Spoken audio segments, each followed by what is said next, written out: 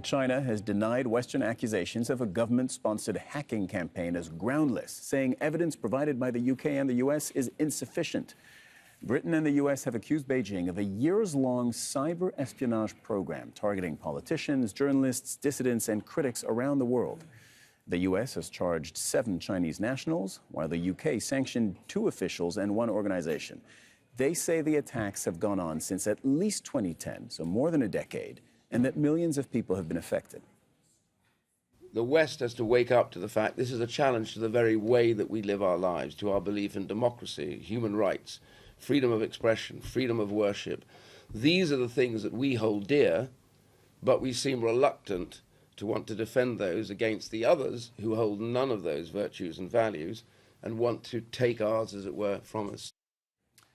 Let's bring in Katrina, you live from Beijing. So very serious accusations being leveled at the Chinese state. Katrina, what specifically are they saying that China has done or assisted or supported or backed?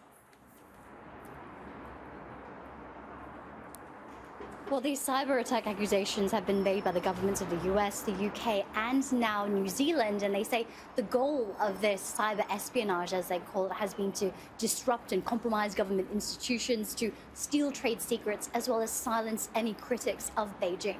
Now, the latest accusation was made by the New Zealand government on Tuesday, and they said that a hacker group known as APT40, which they say is linked to China's Ministry of State Security, managed to access their parliamentary service online as well as their parliamentary council office. Now, these are internal systems. One is responsible for servicing lawmakers in New Zealand, and the other, it's a system for the new laws that are put into place there. Now, the government says that this was contained relatively quickly and this malicious actor was expelled. Now, the US and the UK are saying that there is a group they call APT31 that has been active for 14 years. And they say that this group conducted various activities, including sending about 10,000 malicious emails to dissidents, politicians, journalists, and defense contractors as well.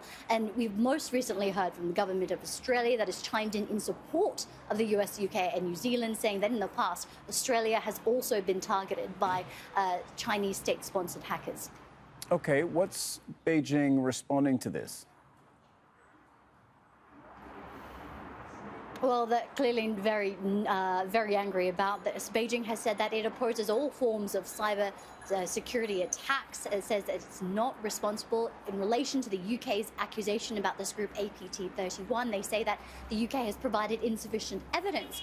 And for the US, well, Beijing has responded with its own accusation, saying that Washington is encouraging its allies to fabricate and disseminate false information about China. And it also says that Beijing has, in numerous past instances, raised its own reports about cyber attacks originating from the US targeting China, and it says that Washington has itself responded by being deaf and dumb on the issue. We've also heard from the Chinese embassies in the US, the UK, and New Zealand saying that this is malicious slander and China opposes all forms of interference in other governments.